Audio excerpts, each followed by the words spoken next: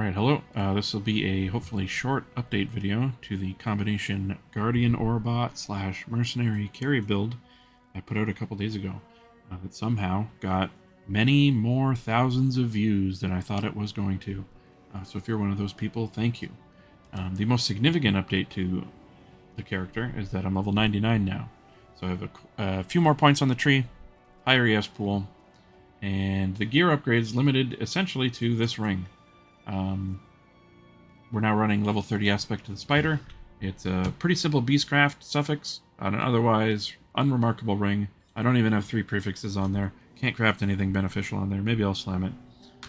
But aspect to the spider, of course, increases the damage taken by the mobs, slows their move speed, and is generally pretty good.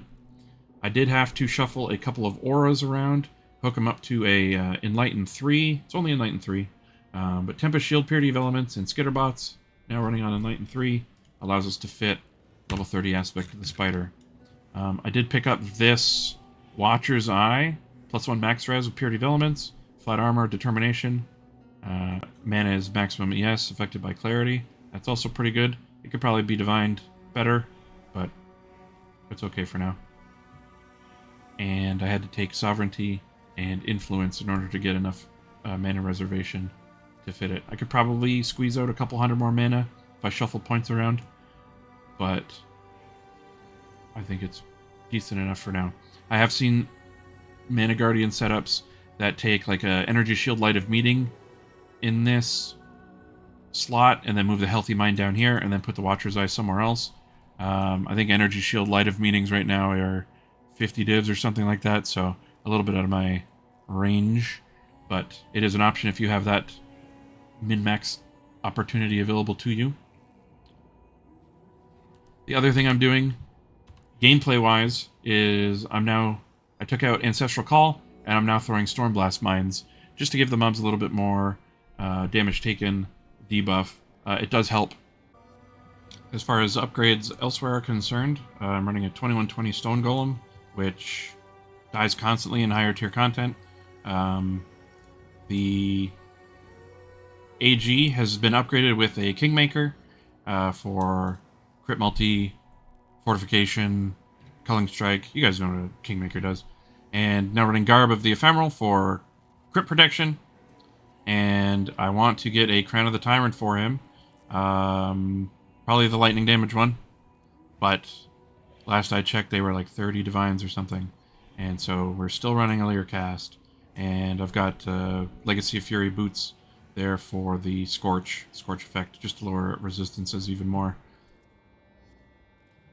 The Spectres are still the Perfect Turtle for Determination, the Forest Warrior for Onslaught, and the Spirit of Fortune for Wrath and Lucky Lightning damage. So nothing has changed there. The Mercenaries received the most significant gear upgrade since the last video. We're now running a 3 Abyss socket Shroud of the Lightless, along with Wraithlord, which of course has 4 Abyss sockets. Each of these Abyss jewels is a pretty decent flat elemental damage to attacks or wand attacks jewel, and that lets us take advantage of Shroud's elemental penetration per Abyss jewel. We're running 7 Abyss jewels, so we get 28% elemental penetration. That's 28% more than we had in the last setup. Of course, Piscador's is 5, but we had that before as well. The maximum life per Abyss jewel is a pretty nice bonus for the mercs, and Shade Form absolutely does not matter, because mercs cannot trigger and cannot use triggered skills. Another thing we're doing for extra damage scaling is power charge stacking. And even though people think that mercenaries have mob charge scaling, they actually have player charge scaling when they're on your side, so it's enough. Stacking power charges is a good way to scale crit multi, and for wand attacks, just attack damage. So we've got 3 baseline, of course. We've got +2 from the shield. We've got +3 from Strangleghast with these anoints. And we've got another +1 from the helm. That's 9 overall. Ralakesh boots make sure that they're always at maximum. And the attack damage scaling is given by the spell damage scaling on the shield per power charge.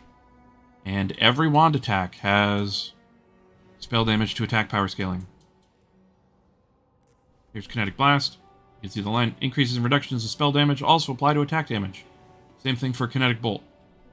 Every wand attack has this, which makes power charge scaling, I think, very good. The rings, the gloves, and the belt are the same. I was able to find a level 84 Infamous Kineticist after many hours of looking. In the previous video, I said that I didn't know if Kinetic Bolt having Pierce was good enough compared to multiple projectiles, and I can tell you, it isn't. Kinetic Bolt with greater multiple projectiles is night and day better than Kinetic Bolt without multiple projectiles. Unfortunately, this merc does not have haste. It has Inspiring Cry. You can get a merc with double Kinetic Blast, which is okay. I feel like because this one has no chain, no pierce, no fork, it had greater damage, but it had worse clear than the old merc, which was this one, Kinetic Bolt with pierce, clustering with chain. It had fantastic clear, but somewhat lackluster single target. Both of these extra mercs have haste, which I would love to get on this one, but what can you do?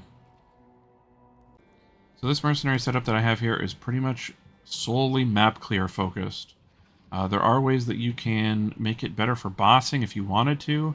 You could replace this with a Darkness Enthroned with 2 nice jewels. You could get rare gloves with an Abyss socket with decent Eldritch implicits, or Curse on Hit. That actually matters, with a better ring with elemental damage with attacks, or flat elemental damage, or maybe the Worm Ring and a Soul Thirst, or a nice pair of rare boots with maybe Tailwind, or an Abyss socket and Eldritch implicits. There's a lot of ways to do it.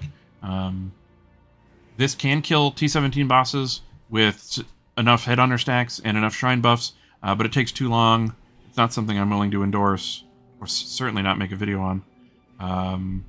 There are specific bossing setups. If you get like the Ice Shot Mercenary, and you use Marylene's Fallacy combined with Tripanon and Destructive Link, the 100% crit from Tripanon overrides the downside from Marylene's less crit, and you basically give them a bunch of crit multi, and they destroy bosses easily, and they're very good at clearing too. Of course, you give up a bunch of personal survivability by having to equip this, but this is more maybe of a Scion aurabot setup where you're specifically going pure offense. Alright, I'm going to do a T17 to showcase what the build can do. Honestly, this is probably kind of a waste of a T17 given how it's rolled, but I just wanted to show how it can do it. Just for demonstration purposes, I'm using 4 Domination Scarabs for a bunch of shrines, Domination Mapcraft. Ambush Scarab for extra strong boxes. The Atlas Tree is fairly standard. Strong boxes, shrines, map drops, scarab drops, quant, map mod effect. You'll see something pretty similar to this in most generic endgame farming strategies, I think. This is not the good shrine or strongbox strategy that people are actually doing to actually farm actual profit. This is just to demonstrate that this build can do a T17. An easy T17.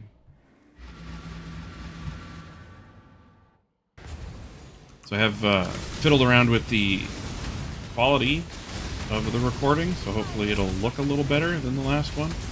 I was getting a bunch of encoding issues with the way that YouTube was handling the other upload, so hopefully this fixes that. I'm going to turn Z off so that we can't see anything, because discussions surrounding my filter and how much I can or cannot see and what I do or do not bother to pick up are outside the scope of this video.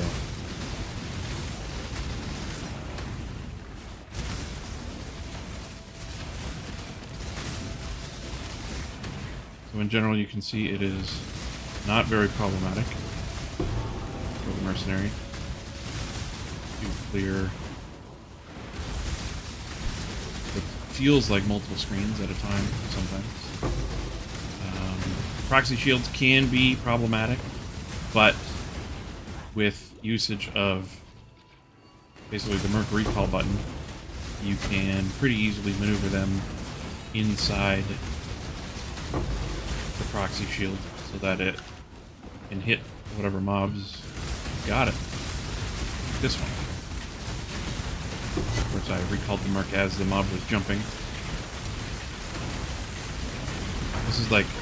This is the nightmare scenario, where the merc's blasting away at something it can't hit, and the to me button is on cooldown for 4 or 5 more seconds.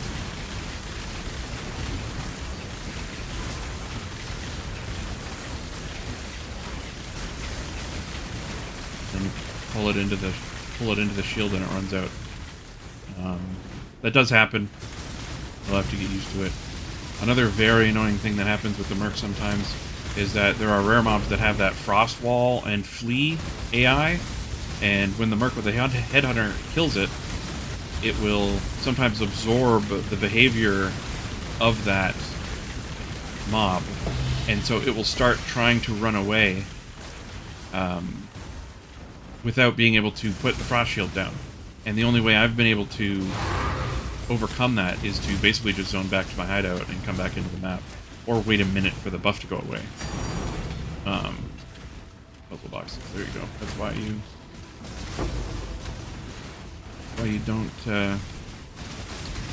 shy away from strong boxes like this. I don't know.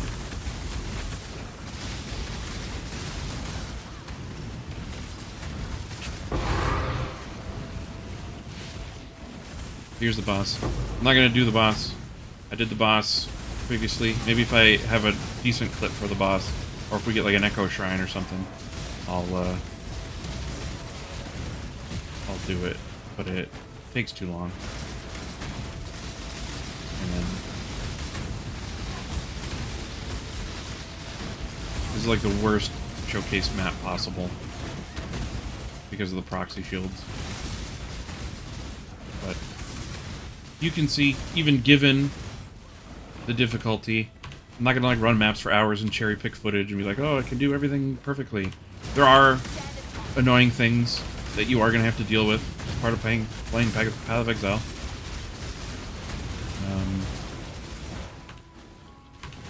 You can see that even given these difficulties, clearing a T-17 map is pretty much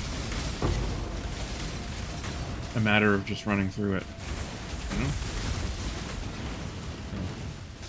There you go. It's not a perfect clear, of course, but here it is. I guess I'll open these Valdos. Life Spray Forbidden Flesh. There you go. So I figured I might as well try the boss. If it goes well, put it in the video. If not, you'll never see it. So, Mark doesn't have any shrine buffs. No headhunter stacks right now.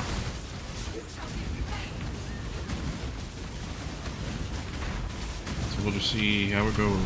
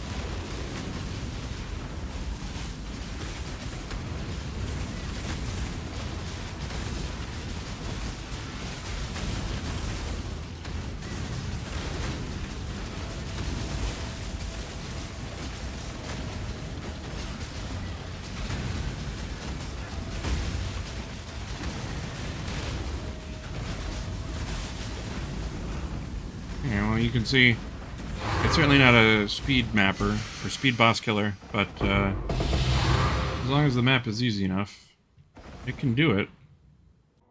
As far as like future upgrades or where I could take the build from here, I think we could do probably 2120 gems in every slot, where it's beneficial.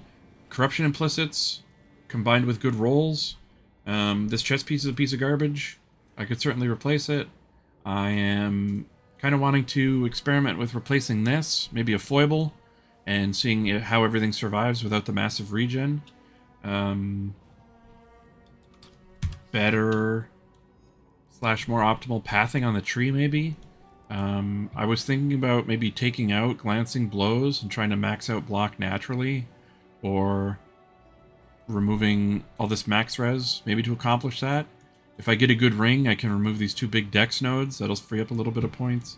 Getting the Light of Meaning and Crown of the Tyrant for the AG is a extremely big investment, but could help a lot. There's not really a whole lot of easy decisions left. It's kind of more personal preference and maybe just kind of feeling how things go. Since I'm not copying anybody like I normally do, and I'm no build creator, I don't really have a clear vision of where to go from here. I could certainly improve upon the Merc's gear by always just upgrading the Abyss Jewels, getting more flat damage. Maybe Corruption Implicits on her gear as well. So there's a lot of room to grow, but none of it's a clear-cut list of do this, then this, then this. It's all just kind of whatever's available, whatever I can afford kind of thing. So, and perhaps one final thought about the build's future and potential upgrades and direction. As of this recording, which is Thursday, June 26th in the United States, notable Twitch.television streamer and PoE racer extraordinaire Waggle has been discussing and planning, I believe, a trickster smite bossing character that will utilize a powerful mercenary for map clear and swapping to a different mercenary for killing bosses. And he obviously is a million times the build creator I could ever be. So there may be some ideas in that upcoming content of his that could be applied to this. Although he'll be a trickster, this is a guardian. There could be some crossover in the goals and how we accomplish them. So stay tuned to that, because I'm probably not going to be making any more of these.